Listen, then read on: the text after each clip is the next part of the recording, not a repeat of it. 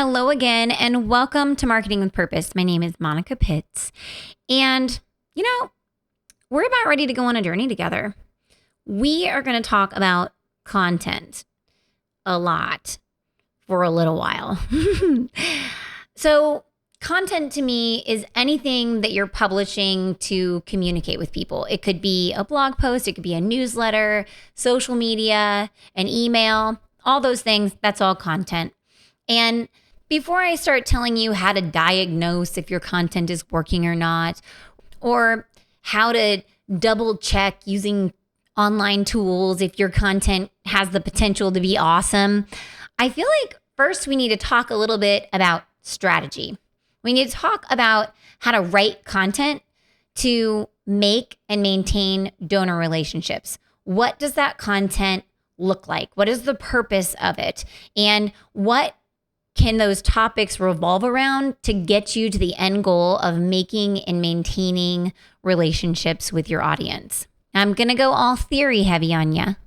So I hope you're along for the ride. If not, and you just want ideas, you just hop back over to the previous podcast where I gave all kinds of ideas, and then you can get super, super excited about it. And then maybe you want to dive in a little bit more, because so much of what I'm going to talk about today is how to make new relationships and kind of foster them along online. And it's not a new concept.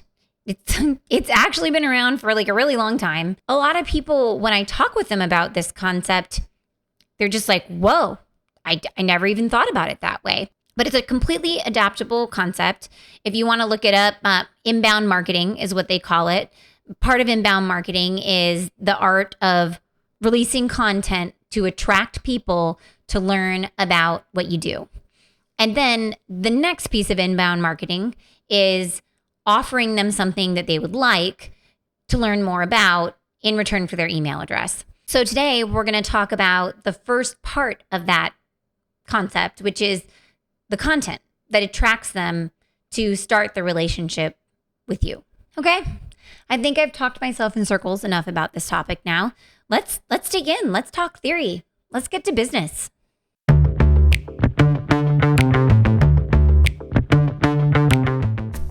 If you're a natural-born marketer, you're one lucky son of a gun. If you're like most people, marketing, especially online marketing, is about as appealing as standing in a police lineup. The May Create team of creatives has transformed websites and digital marketing from craptastic to fantastic since 2005. Our podcast, Marketing with Purpose, makes sense of marketing so you can make purposeful decisions instead of carrying on with the same old crap you've been doing. And now your host, Monica Pitts, founder of May Create, with another episode on how to make your marketing not suck. So before I jump down this rabbit hole, I want to remind you that you can go to podcast.maycreate.com and read a whole article about this. We're going to take this podcast, we're going to roll it into a blog post for you so you can see what I'm talking about and use it as a resource when you're going to go forth and write your own content to make and maintain donor relationships. So hop on over to podcast.maycreate.com. And while you're over there, you might check out our resources section. We've got all kinds of really cool, free downloadable resources to help you along on your marketing journey. Okay, so to start, we got to get two things out of the way. The first thing that we need to get out of the way is you need to have some goals set for your marketing. You need to have goals set for your content. Like, what is it supposed to be doing? If you don't know what it's supposed to be doing, it's going to be very difficult for you to move forward and make these other decisions. The second thing is you need to have a real handle on your target audience, who you're talking to, who you're trying to connect with.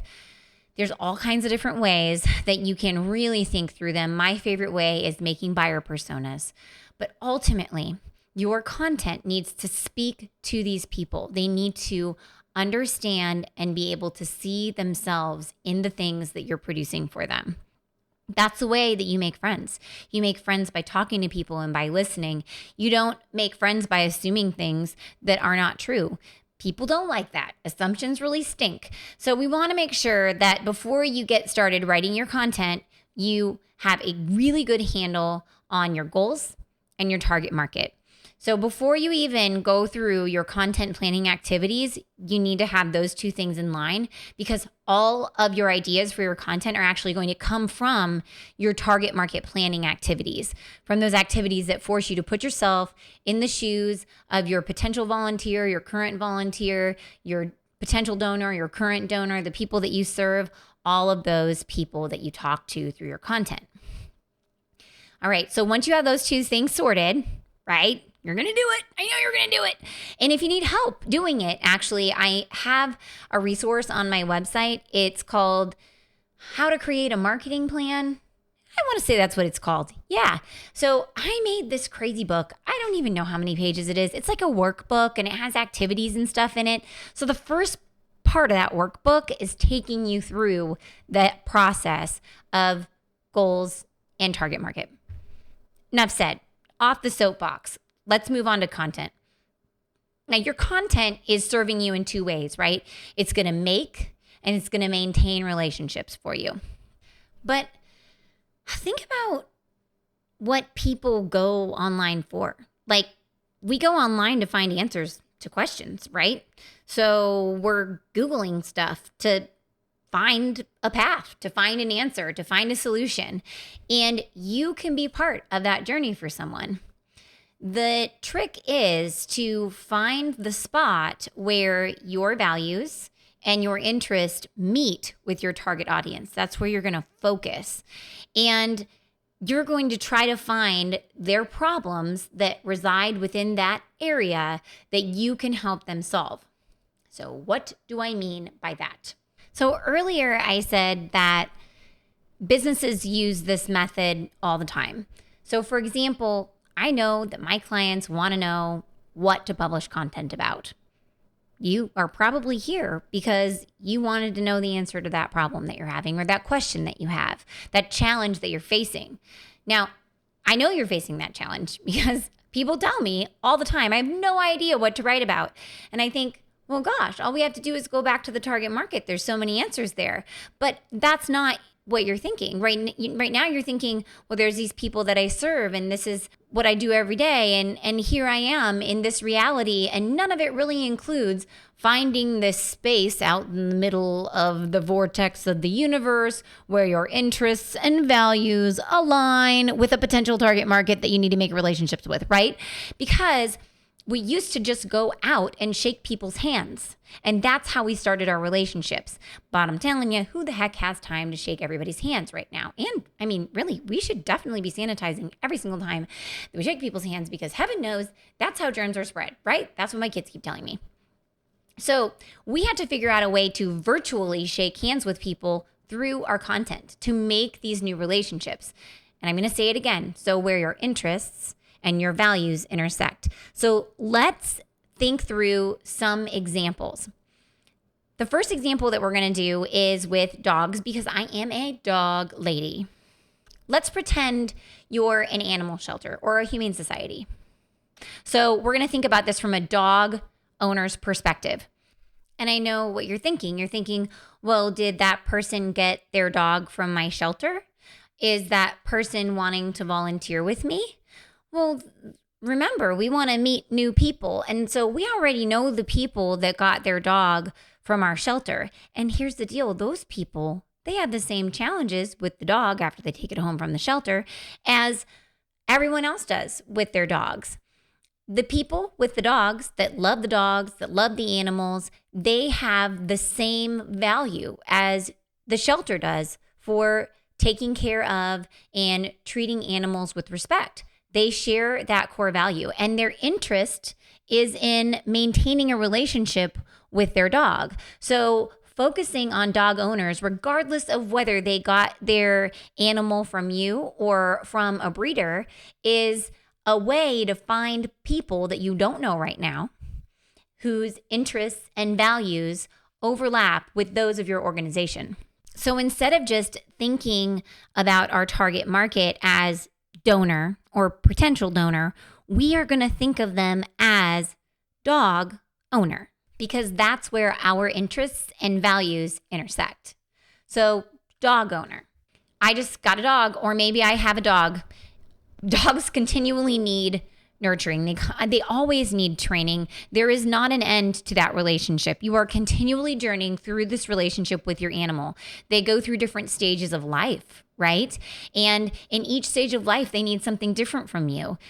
Kids are the same way, right? It's every day is a new journey with these creatures. I call my kids creatures. It's cool. I still love them. Okay, so what are these dog owners facing?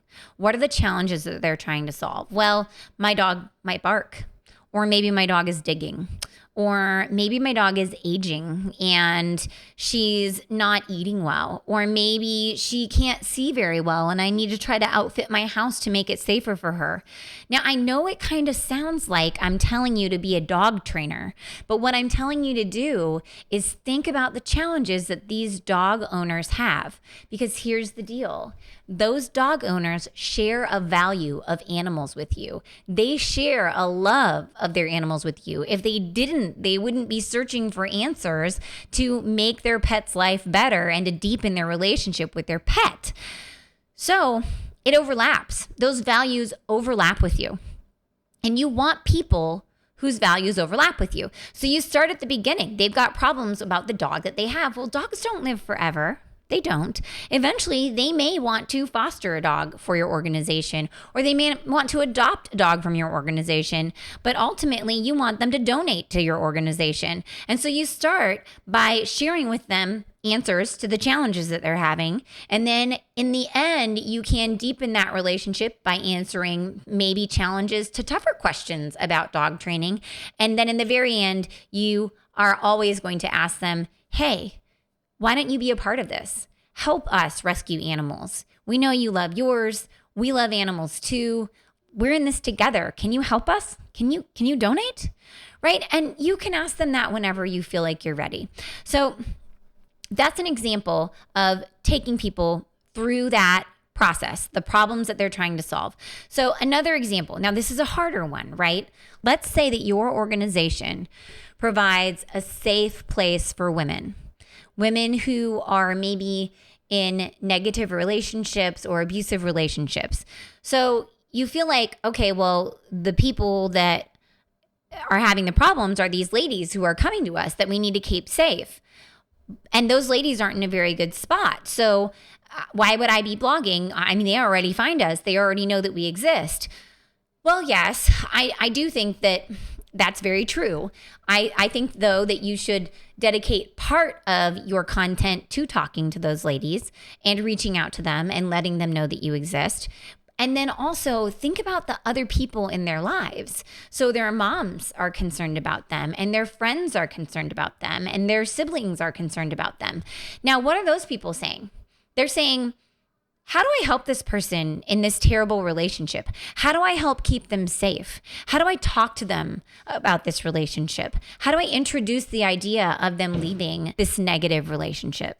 And how can I help them do it safely without getting in a yucky situation that could get them harmed? They want to know that information because they need to learn how to communicate with this person in this terrible situation and help them get out. And if you can give them advice on how to do that, you can help them find a spot and get them out of the spot that they're in. So your target audience in that case isn't necessarily those ladies that you serve. While you are serving them, yes, your target audience is to connect with the people who are helping them out of that situation. So you talk to that person, you talk to the mother, you talk to the friend, and you think about the conversations that you have with them. Think about the conversations that you have with the ladies that come into your safe place. Think about the things that they say. What are the things that they say about their friends, about their moms? What do they say? What do those conversations look like? And try to help other people help the individuals that you serve. And that is a way to meet those new people. Those people have the same values that you have. They have the value of helping a person in need, of helping a person they love get out of a crappy situation and moving on to the next spot. They want to do the same thing that you want to do, and you want to help them do it, right? Whether or not that lady is in New York or in Columbia, Missouri, it doesn't matter. You want all women to be safe because that's what we want. And if that's your goal, we need to think bigger. We need to think about how we can talk to those mothers and those siblings and those friends and how we can help them help these ladies. Those are the people who have the challenge that you're trying to solve. So hopefully those examples, one much more simple and one a little bit more complex, you can see what I mean by helping people through their challenges. You are going to help them solve their problems through your content. And that is how you will make your initial first relationship with them. And remember, we need to think broader than just the people that we serve. It's other people where your values and your interests intersect. So that is where most of your relationships are going to start. Now, you're going to foster those relationships. And one of the ways that you're going to foster them is by thinking through objections that they might have. And by objections, I mean, what are the things that they dig their heels in on that make them not want to work with you or not want to volunteer or not want to donate? So think about the objections that you hear and cover those in your content as well, because you want people to know that you know them. You want them to know that you hear them. And covering objections is just great communication. Let's say one of your goals is to get new volunteers, more volunteers to help you run your organization. And let's say that one of your objections is that people tell you that they're not very technical. Like maybe what you have your volunteers do is they build something. They might build a thing. And let's say that they're like, well, I've never used a drill before, or I've never built anything before. And that could be an objection of theirs. So when you are asking people to volunteer, you let them know, hey, no shop class required. You don't have to pass shop class to come in to our shop and build the thing we're building, because we're going to teach you how to do it right here. And we're never going to get mad at you for messing it up because we're just so happy to have you. I'm sure that there are different objections for every single organization. Think through that. What are the objections? The objections that your donors might have or your volunteers might have, and cover them in your content as well. So this, my friends, is the basis of the theory behind writing content to make and maintain your donor relationships. Remember, you're going to think through your goals and then your target market, because you really, really need to put yourself in the shoes of your target market to be able to do this activity. And to make those new relationships, we're going to focus on people solving their problems, people with similar values and interests, and think about the objections that they have that we hear from them so we can speak to those objections clearly. So as we go on the rest of this content creation journey together to attract new people to our organizations, we're going to keep this in mind always. We're always going to be thinking about how we can give value to the people that we want to meet, how we can make friends with them, how we can serve them, how we can solve their problems. And that is how they're attracted to us. And really, as a nonprofit, you're really good at this. You already do this for other people every single day. So this is not a really foreign concept for you at all. It's in your nature. You just haven't maybe thought about it this exact way. Or if you have, hopefully this has been a fun refresher for you. So with that, thank you so very much for joining me today. My name is Monica Pitts, and if you want the show notes from this episode, and I shouldn't even call them show notes because it's so much more than that. We actually do make it into a blog post, and it'll outline this probably even more succinctly than I just spoke through it. With the examples, head on over to podcast.maycreate.com and check out that resource, How to Make a Marketing Plan, to help you through those first 2 steps in this journey. If you liked this podcast, or if you learned a thing or two, then please leave me a review or subscribe. I would love to talk to you again and go through the rest of this content journey with you. Now get out of here. I know you've got things to do. Go forth and market with purpose. Thanks again for listening to Marketing with Purpose. Head over to maycreate.com, MAYECREATE.com, Yeah, you heard me right. MAYEcreate.com for podcast notes and more resources to grow your business. Don't let your marketing suck. Get your pride on, market with purpose.